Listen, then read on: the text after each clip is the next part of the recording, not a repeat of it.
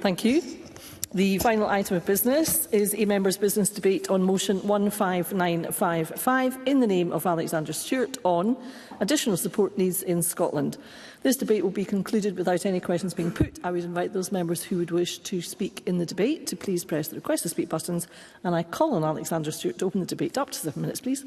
Thank you, Presiding Officer. I am pleased to be able to bring this important issue to the Parliament this evening, and I'd like to thank members who have supported my motion. When it comes to Scotland's education system, many of the SNP's failures are well known. Decline in international rankings, a widening attainment gap and falling teacher numbers, and they have all been discussed in this chamber on many times in the past. However, this government's failure on the issue of additional support needs is something which deserves far more parliamentary time, Presiding Officer. My motion lays bare the crisis developing in Scotland's schools for children and young people who have ASN. And on this issue, last month's report by Audit Scotland painted a truly grim picture. The number of young people recorded of receiving additional support learning is now over 284,000. Why is that? Because we have much better diagnosis, but that diagnosis requires support and assistance. Not only does that represent 40% of all pupils, but it's an 8-fold increase from where we were when the Act in 2004 was passed.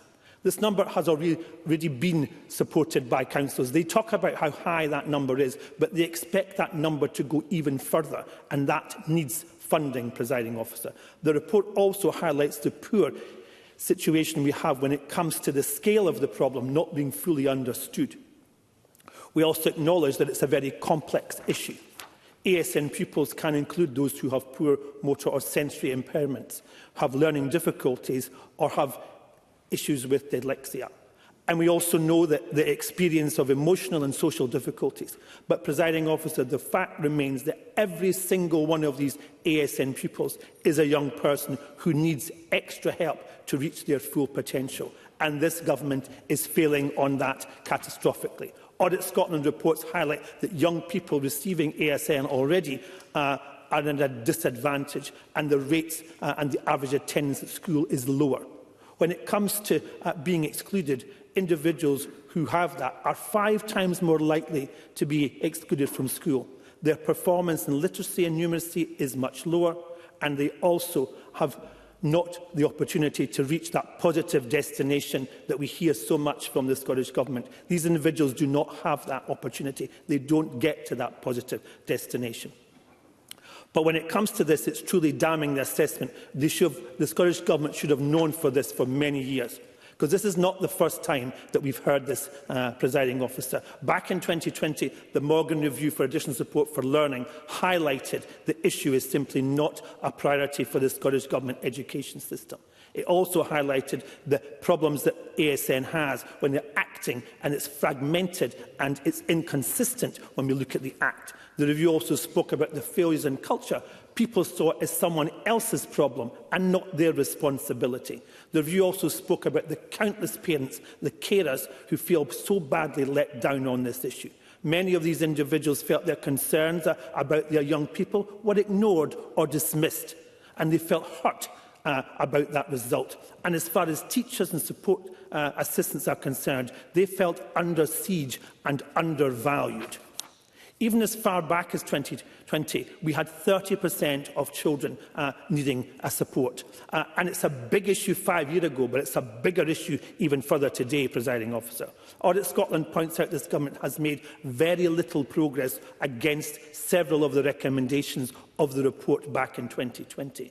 In December's budget, the government finally committed to funding £29 million in the ASN plan, but across 32 local authorities. Yes? Cabinet Secretary.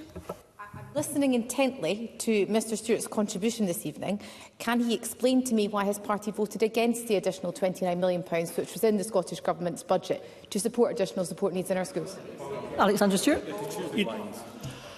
I thank the Cabinet Secretary for that. Their complete budget was not good for Scotland. Other aspects are. But how can 29 million be supporting 32 local authorities? It's a drop in the ocean for these individuals. Absolutely. Martin Whitfield. I'm very grateful to Alexander Stewart for taking an intervention. He's making a very passionate speech about his very, very powerful motion. Does he not agree with me that it's perhaps disingenuous at members' debate to try and seek disgruntlement and accord over a budget vote when the budget passed in any event? And notwithstanding that, as the member has rightly set out, £29 million doesn't even reach the sides of the requirement for the AS. Alexander Stewart. Thank you for that intervention, and I would agree with you on all aspects. So £29 million across 32 local authorities, as I say, is a drop in the ocean. And when you dig deeper, there doesn't appear to be any real ASN plan at all. Actions speak louder than words, and this SNP government, it's quite obvious this is a low priority. Presiding Officer, I hope tonight's debate will give the issue the spotlight it deserves and the opportunity for MSPs across this chamber to talk about their constituencies and their regions and highlight it. But we don't need a spotlight, we need action. The SNP government must listen to every one of Audit Scotland's recommendations, including the collection of data, the workforce planning and the funding levels. These are vitally important if we are to help and support these individuals. They must do much more to slow down the current trend and reverse it, but that requires support. Most of all, the Scottish Government should listen to the children, the young people themselves. In the report back in 2020, young people said that they wanted to be involved in the decision-making process. Many young people know how things work for them and what kind of support they need, but that has not happened either as we've progressed. Additional support needs to be. Individuals should not be defined by that, and many of them believe they are. The Scottish Government truly wants to improve outcomes for young people, then they have to start listening to these young people. In conclusion, Presiding Officer, this issue must be treated with the gravity it deserves. Our hard-working teachers, our support staff, must be empowered to tackle this issue, Presiding Officer. Otherwise, a whole generation of young people risk failing to reach their full potential. We should ensure they all reach their potential. We here in this Parliament will be watching. I hope the SNP government is listening. Councils will look forward to support and must have that support. Teachers and support assistants need clarity, but most of all, these young people need the time, need the support and need the resource, or nothing will change for them. Thank you, Presiding Officer. Thank you, Mr Stewart. I now call Stuart McMillan to be followed by Liz Smith. Mr McMillan. Presiding Officer, first of all, I'd like to thank Alexander Stewart for bringing this motion to the Chamber today, which highlights that more than 1 in 4 pupils in Scotland are estimated to have an additional support need. This figure demonstrates how important it is that we actually improve additional learning support for pupils across the country. Now, Mr Stewart's motion also references the Education Additional Support for Learning Scotland Act 2004 and the Additional Support for Learning Statutory Guidance from 2017. Now, despite this legislation and guidance being in place, I share Mr Stewart's concerns and that of my colleagues about how additional support learning is delivered in practice. I raised this during the ASN debate held in this chamber on the 25th of September last year, going back to the Education, Children and Young People Committee's report that was debated that day. And I once again want to highlight paragraph 29 of that report, which states, and I quote, "Many responses to the call for views contain details of negative personal experiences, including parents and carers having to fight to get support for their child, and some disturbing accounts of the impact on children and young people with ASN's health and mental well-being." Now, sadly, this reflects the experiences of many Inverclyde families. Now, Presiding Officer, it's with deep regret that families feel that they need to fight to have their children's rights upheld, which takes me on to Inverclyde Council's budget meeting from last Thursday. By way of background, the SNP Council Group proposed fully costed proposals for £300,000 to improve the Play for All summer childcare provision for children with additional support needs in Inverclyde. This was a point that was highlighted to the SNP councillors and myself consistently by parents. Now, in support of this proposal, which was baselined so it would be recurring in future budgets, my colleague Councillor James Daisley said during the meeting, and I quote, "This is about families who have spoken out, determined to have their struggles recognised. It's about children who, right now, are missing out on the same experiences that their peers enjoy. And it's about those families who will one day walk this path, who deserve to know that their child's needs will be met when the time comes." This is not just a discussion about policy, it's about fairness, dignity and ensuring that no family in our community is left behind. And for too long, families raising children with additional and complex needs have had no equal access to one of the most fundamental rights, the ability to learn, play and be part of their community during school breaks, summer in particular. And we know this because parents have shared their stories, their exhaustion, their frustration and their heartbreak. I'm sorry, I don't have time. Presiding Officer, Colin Edgley and his wife Veronica mounted a campaign to encourage local families to urge their local councillors to support this motion that went forward. They told me, and I quote, "That is exhausting feeling like we must fight for the rights of our children to play in the same way other children can, and our elected councillors have thus far allowed it to happen." So that kind of takes me on that very initial point that Mr Stewart spoke about, and the point I highlighted about in practice.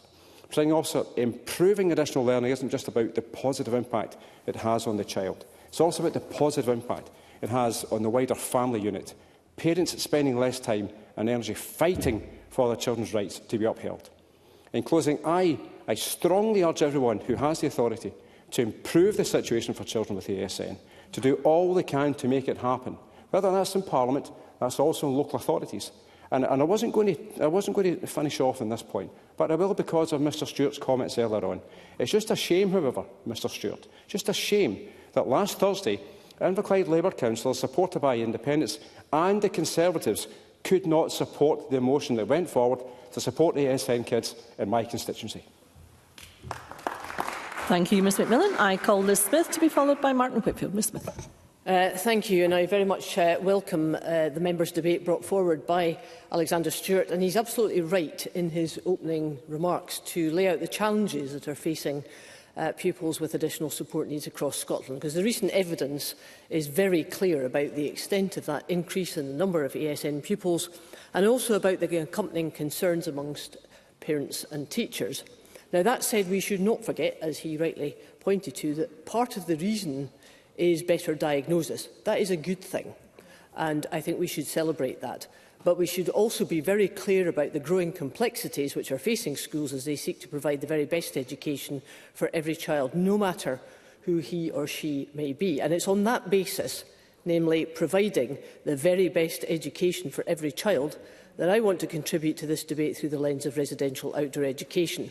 Now, throughout the process of my Members' Bill, for which I had a very helpful meeting initially with the Cabinet Secretary, I have sought very hard to ensure that when it comes to providing the very best education for everyone, then we have to do more for additional support needs. And I pay tribute to Pam Duncan-Glancy for helping in this respect, because we have to be providing inclusive education, and of course that necessarily includes the provision of those with the most challenging physical and mental disabilities to reap the benefits of this rewarding learning experience.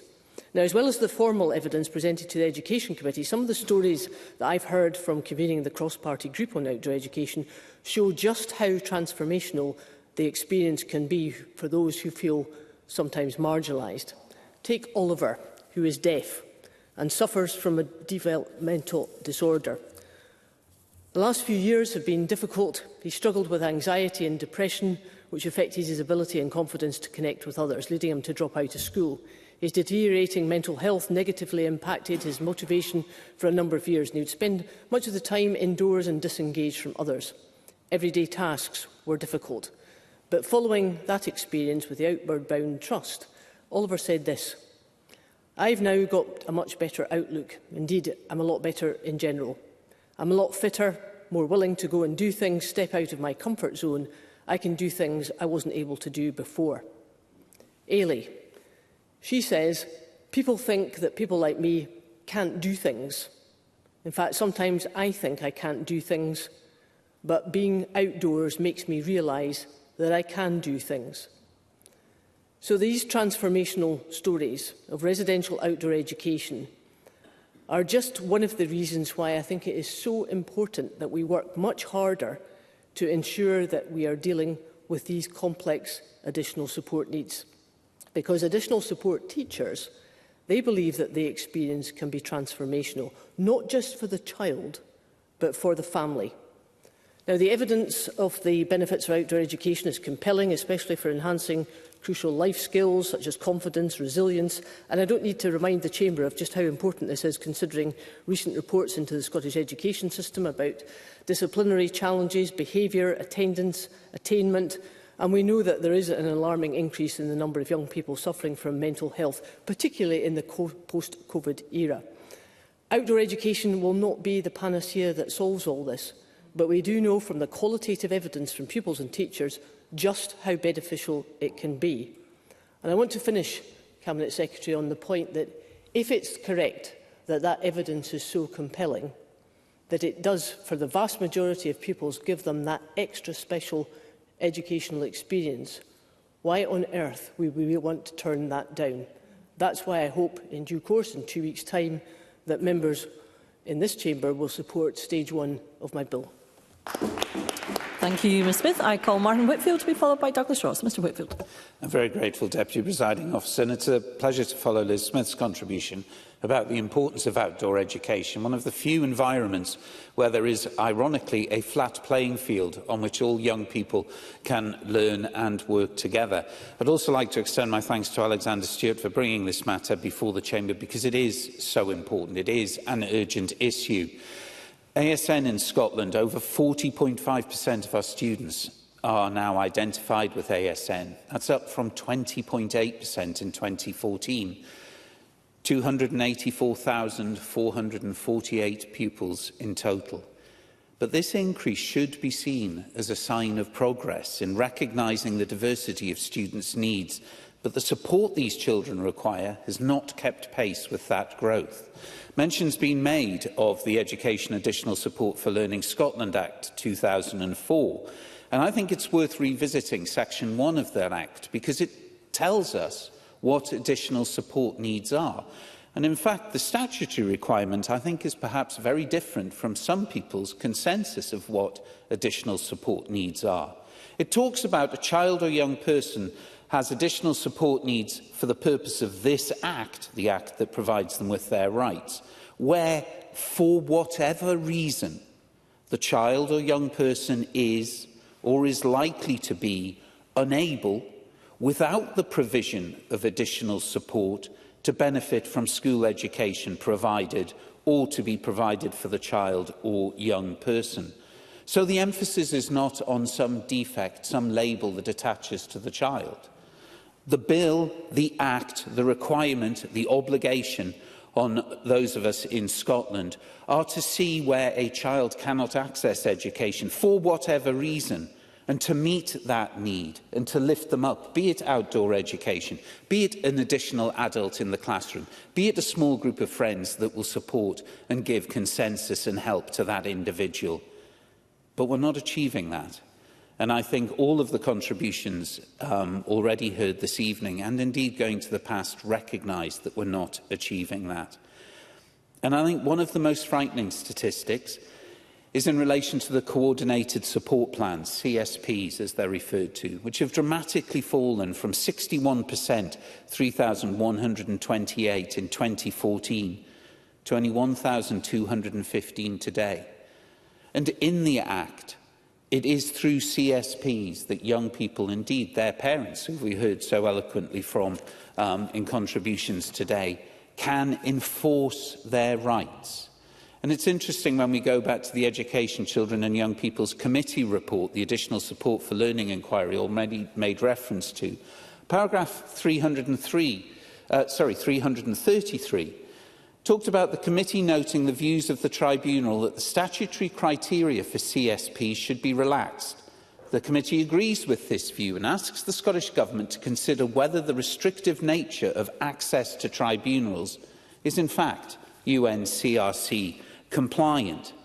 And again, when we look at publications from the Scottish Government only recently regarding the UNCRC, in the Child Simplified version, there is a discussion about ensuring children have access, effective access to justice. And it talks about giving children and young people the information that was seen as important. They need to know what to do, who to contact if they are worried about their rights not being met. Children and young people also need information about how to complain, how long it would take, what would happen and what help they could get. It is important for adults to listen, to trust and believe children and young people. And in the contributions we've already heard, the frequent advocates for those young people, the adults, the parents themselves, are struggling with that. Can I thank Alexander Stewart again for bringing this report? And can I finish, interestingly, with the words of Kayleigh Brown-Nihago this morning from the very powerful words from this morning's time of reflection, where she told this chamber, and I think everyone in Scotland should listen to this, that we should see the full potential of what young people with ASN can do, not what they can't. I'm grateful, Deputy Presiding Officer. Thank you, Mr Whitfield. I call Douglas Ross to be followed by Stephen Kerr. Mr Ross.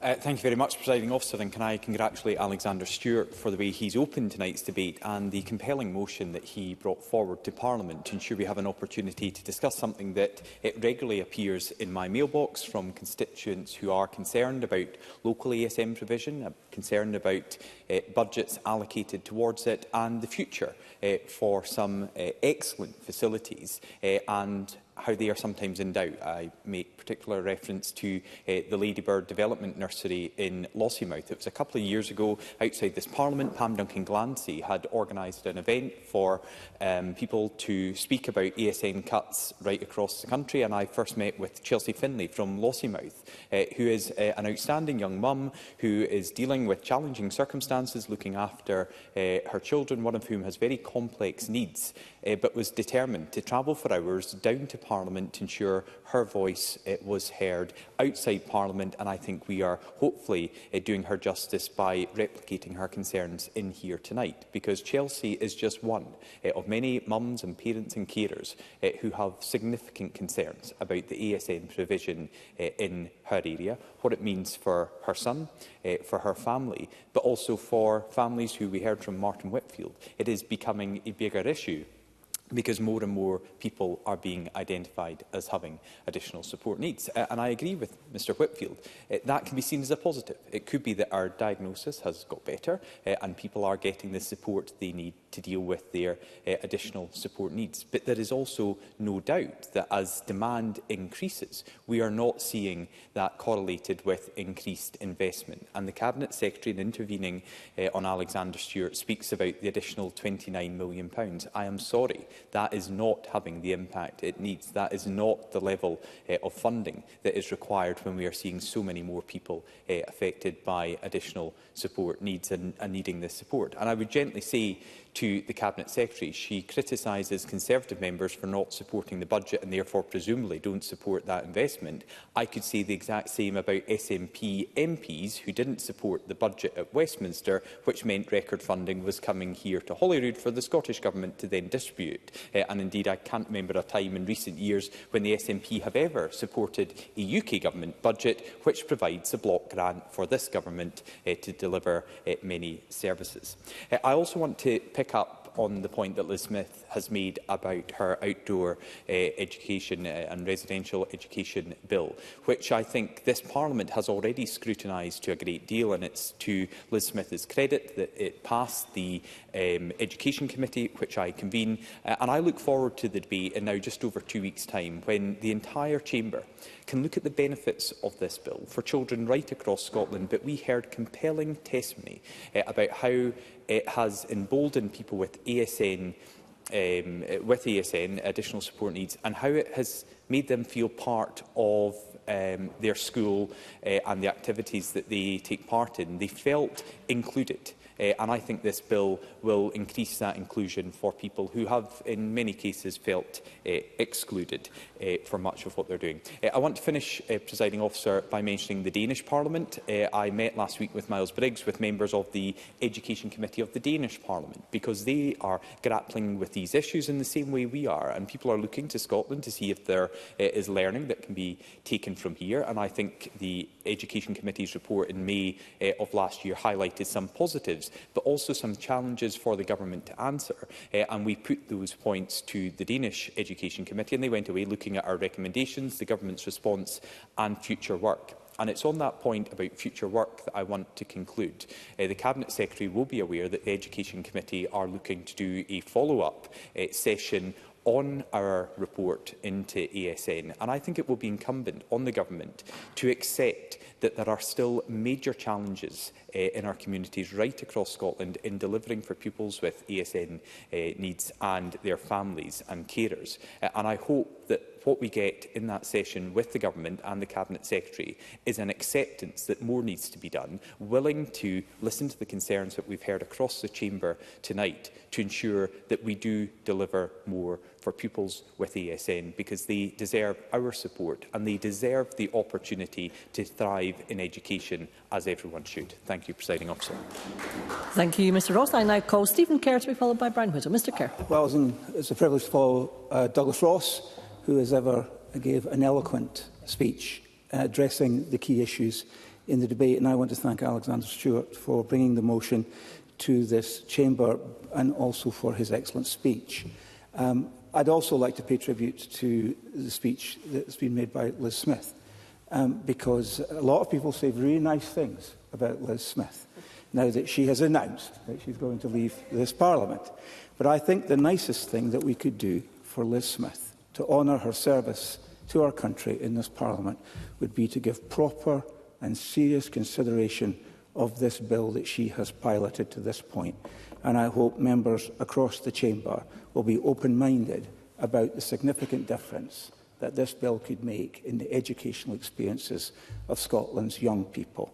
Now, I don't want to be too partisan about this, which will be very surprising for some of the members listening, but I do think the Cabinet Secretary needs to give a full and considered response to the Audit Scotland report of a week ago last Thursday, because frankly the reality that that report exposes is deeply disturbing. Not only that 40% of Scotland's pupils need additional support for learning, but the schools that they are going to are underfunded, understaffed and overwhelmed. And I just wish to raise the concern expressed to me by many people in schools, teachers and head teachers and others, who are connected to our education system, that the presumption of mainstreaming has been taken too far and in some cases is damaging the young people who are being put into mainstream education to their detriment. And it doesn't help that while we may stick with an ideology of mainstreaming, that we have failed, the government has failed, to properly plan, resource or support the idea of mainstreaming. And what the consequence of this is, frankly, is that teachers, many teachers, and I think the Cabinet Secretary knows this, are at breaking point. They cannot manage the classrooms that they are operating in. They feel under-equipped to be able to handle some of the complex needs of some of those young people that are in their classrooms with a mixed group of young people with different abilities and different needs. And some of them, frankly, operating without the appropriate support staff, do not have the training, and they don't have the material means to be able to meet the need that they see. And so they're being left to manage some serious behavioural crises in our schools, which are themselves, in a physical sense, not fit for purpose. The Audit Scotland report highlights that only 20% of Scotland's schools are equipped to deal with children who have these more, perhaps, serious aspects of additional support for learning. The pupils are, frankly, being let down. And I don't just mean the young people who have additional support needs, but I'm also talking about those who are in the classroom, sharing a classroom, who don't, because their learning is also being seriously disrupted. And the consequences of that, frankly, are clear. We see falling attainment. And I know the Cabinet Secretary is going to want to contest all this, but I can only go on the evidence that's given to me by teachers, by head teachers, by parents who are seriously concerned about what is happening to their young people, what their experience is in terms of educational attainment in our schools. There are more exclusions, and there are more teachers, good teachers, who are leaving the profession because they have a sense of being burnt out. I know one teacher, enthusiastic music teacher, who has given her whole life and effort to teaching music in her secondary school, who, having had a baby and facing the prospect of returning to work after her paternity leave, said to me, for the first time in my life, I actually don't want to go back to work. Now, that is terrible. And these are serious issues. That's one example. I know it's only one example, but it's a reflection of wider concerns that are reported to all of us as members of the Scottish Parliament, regardless of our party or favour. I can see my time is up. I just want to ask the Cabinet Secretary to get beyond some of the token aspects of this debate and deal with the substance of Audit Scotland's report. Deal with the discipline issues in our schools. You know, the NASUWT, when they talk about half of our teachers being assaulted in the last year. That can't go on. The mobile phones issue, we've discussed it, and I know that the Cabinet Secretary has said what she has said, but the teachers in this country need support from the government, the Scottish Government. And I think that the time has come for us to properly evaluate what I think was an experiment in mainstreaming. And it's time to evaluate what the cost of that is, and then properly address the needs of all of our young people. Thank you, Mr Kerr. And I call Brian Whittle. Mr Whittle. Thank you very much, Deputy Presiding Officer. And can I thank my colleague and friend Alexander Stewart for bringing what is a hugely important debate to the Chamber, as we can see from across the Chamber. Very passionate speeches, but can I just start with a declaration of interest? I should say that I have a daughter who's head of guidance and is a PE specialist at secondary school. And much of what I'm going to say today, I've learned from her over the years. I mean, I think the rise of the additional support needs has to be of a huge concern, as is the decline in ASN support and assistance, to the very detriment, as my colleague just said, of pupils and teachers and of parents. Now I want to look at this from a slightly different perspective. I want to look at why it's happening and what it could be connected to. There are many moving parts here, and many others in the Chamber here have spoken about them. But I do think we're discussing additional support needs in isolation. Because additional support needs, the rise of additional support needs mirrors poor health outcomes. It mirrors the rise in drug and alcohol abuse. It mirrors the rise in FASD. It mirrors the rise in obesity and in poor mental health. But it also mirrors declining behaviour in the classroom. So it can't all be down to better diagnosis or to previously not recognising certain conditions. See, part of this issue for me is about opportunities to be active, opportunities to be included, to be enthusiastic, to be passionate about a topic, especially with others. And I've really, listening to Stuart McMillan's speech there around his constituency case, and that need to be able to access active play is so unbelievably important. Because if it's not academically minded now in schools, is there enough in the school curriculum to maintain attention, even attendance? I've talked many times about sport and activity and that outlet for energy which is being eroded. And we have opportunity. We have 1,140 hours in preschool. But if we look at primary schools, PE specialists in primary schools have been reduced by 43% in just 10 years. Is it any wonder that the children's abilities to be active are reducing? And I was so pleased to hear that Liz Smith was speaking in this speech about outdoor learning, because that embodies what the issue is here, the ability to be out there, to have that variety of experience, that time away from the mobile phone that outdoor learning does in sport and art and music and drama. In other words, are we giving our children outlets, those outlets to be enthusiastic, to be committed, to be engaged in a school environment and out of school environment? There is a reduction in access. It's not the only issue, Deputy Presiding Officer, but for me it's increasingly becoming a bigger part of the picture. If we keep eroding opportunities to engage, to be part of something, to be committed, then we'll continue to see the rise of poor mental health, we'll continue to see the rise of poor physical health and the need for more and more ASN support. It is a false economy. We've heard about attainment, we've heard about attendance and behaviour. It is a false economy. There is a bigger picture out there to be considered. Perhaps it is overdue to consider things in the round. We need more outlets so that these children can use their energy. At the moment, Deputy Presiding Officer, that is being eroded. Thank you. Thank you, Mr Whittle. I now call on Cabinet Secretary Jenny Gilruth to respond to the debate. Up to 7 minutes, please. Thank you, Presiding Officer. I first of all like to thank Mr Stewart for leading this afternoon's debate on an incredibly important issue in Scotland's schools. I think it's been lively at times and passionate, as it should be. But there does continue across the Chamber to be a collective ambition in terms of our vision for getting it right for Scotland's children and young people. And I found myself towards the end of the debate agreeing more often with contributions than not. And I think there is a political consensus in that space that I want to come on to talk to. But as we're all aware, Scotland's inclusive approach to additional support for learning is enshrined in the 2004 Act, and it does have that broad consensus of support.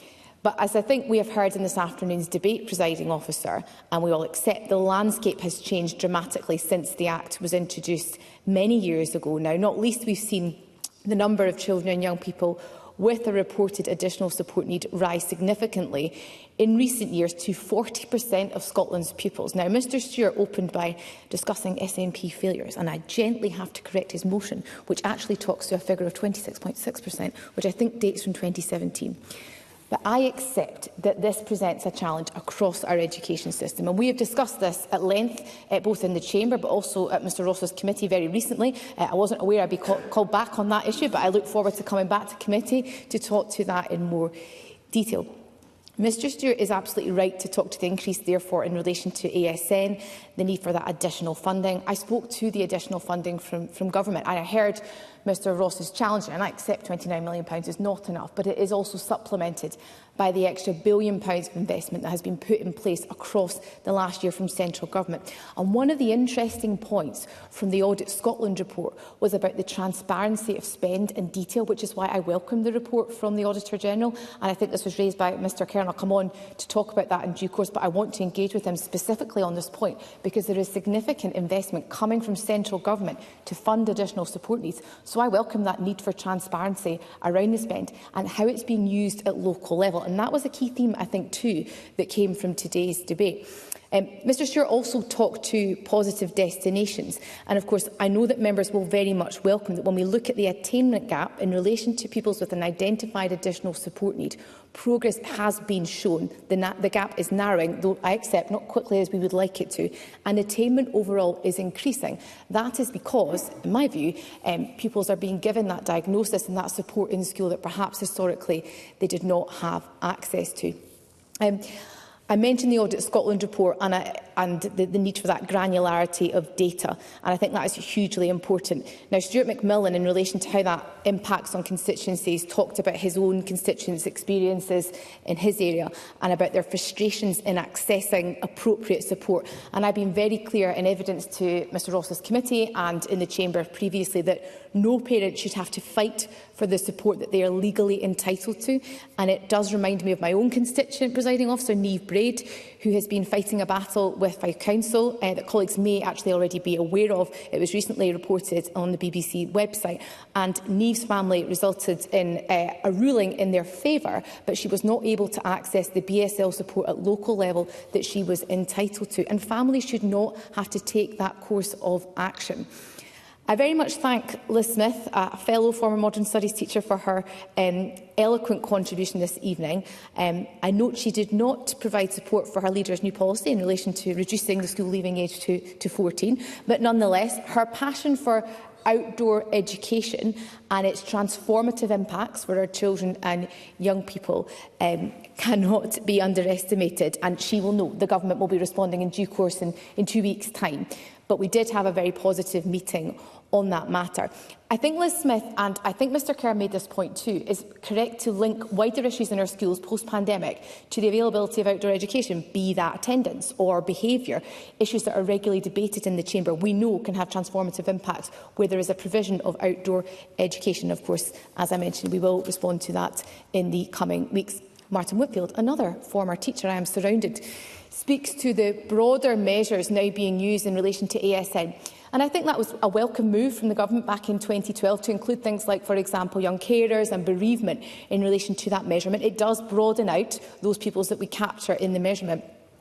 But I think it has been welcomed by all parties in this evening's debate. He also touches on the point in relation to CSPs, and he will know that while CSPs are statutory in nature, not having a CSP does not mean a young person doesn't have access to support. However, there is a challenge in that regard, and I did provide evidence to the Education Committee on CSPs previously. We are updating further guidance for parents and carers in that area. He mentions, as he wants to come in, I'll allow him to do so. Martin Whitfield. Very grateful for the Cabinet Secretary to give way. It's really on that point of the UNCRC compliance of the challenge of the access to the tribunal. Cabinet Secretary. When the Scottish Government responded to the Morgan Review, we did commit to ensuring the implementation of the 2004 Act was fully met in relation to the UNCRC provision, but I'm more than happy to write to them on that point to provide further clarity. To Mr Ross's points on challenge, I do accept that. I very much hope, in terms of the tone that I've adopted this evening, that he hears the sincerity with which I treat this matter. And I did so additionally in evidence to his committee in the past few months, but he will not find any disagreement from me in relation to the need to better meet the needs of children and young people. And he spoke to his own constituents' experience in that regard too often. He spoke about his own mailbox. I receive emails routinely, as he will well understand, from people across the country whose experience of how this provision operates in reality in classrooms is often disconnected from the national policy. So I accept that challenge, and I think there is a need here for government to respond holistically to, we have already responded, I should say, to the Morgan Review, to the committee's report, which I have responded to. We also have the Additional Support for Learning Action Plan, which is a document jointly owned between the Scottish Government and COSLA. It's hugely important we have local government at the table in responding to some of this challenge if we're going to see that behavioural change in our classrooms that we need to facilitate better support. I listened carefully to Mr Kerr's points in relation to mainstreaming. It was, of course, a policy decision taken by the previous Labour Liberal government back in 2004, but I do think it still commands cross-party support in this place. But he, like Liz Smith, spoke to some of the challenges in relation to our classrooms post-pandemic, and I accept the points he makes in that regard in relation to ASN. There is a link here. Liz Happy Smith. to do so. I'm very grateful to Jenny Gilruth, and I think that there was very much an agreement about the presumption to mainstream. The difficulty now is that because of the increase in considerable complex needs, that is proving extremely difficult to service within our schools. And Mr Kerr is absolutely right that because of that difficulty, some of the youngsters who would benefit from being out with that particular traditional classroom environment are actually suffering, and so too are the ones that are left in the classroom where disruption can happen. And teachers are obviously, I know the Cabinet Secretary has been told this by teachers. Does she agree that we do have to look at mainstreaming again in practice? Cabinet Secretary. I think we need to look at the totality of our policy and practice in relation to ASN, and that's why I'm very keen to engage with the Auditor General. And I'm particularly interested in this issue in relation to spend. She will well understand why. I think we do need to have that granularity, but we also need to better interrogate how policy is being delivered at local level. And I think, listening to members' contributions this evening, there isn't a debate around ASN pupils being part of our inclusive education system. It is how that is resourced at local level and what that looks like at school-based level too. Presiding Officer, I'm conscious of time, but I'm very pleased to hear that Mr Whittle's daughter is a guidance teacher and a PE specialist, no less. I would have expected no less from Mr Whittle's daughter. He is absolutely right to speak to those wider societal challenges that, of course, were raised by Mr Kerr and by Liz Smith additionally. Actually, for his own interest, I convened a meeting with the Cabinet Secretary for Health and Rural Affairs 2 weeks ago now to talk to some of the issues in relation to school nutrition, which I think sit in this space. So I thought I'm more than happy to write to Mr Whittle on this, because he's raised it with me in the Chamber on previous occasions. Presiding Officer, I am very conscious of time. But I've given an update to members today in relation to the Government's commitment to ASN as a policy commitment. But I think there's a challenge here from Parliament too to the Government, which I readily accept in terms of our engagement with the Auditor-General and his office on responding to the report, and I aim to do so fully, but also in providing that update to our Additional Support for Learning Action Plan. I've spoken to some of the funding that the Government provides, the record provision of funding, but I do think there is challenge here in relation to the Auditor-General report on how that funding gets to those who need it most. So I very much welcome the tone and the tenor of today's debate. I thank Mr Stewart for bringing forward what I think is a hugely important area in Scottish education. Presiding Officer. Thank you, Cabinet Secretary. That concludes the debate, and I close this meeting.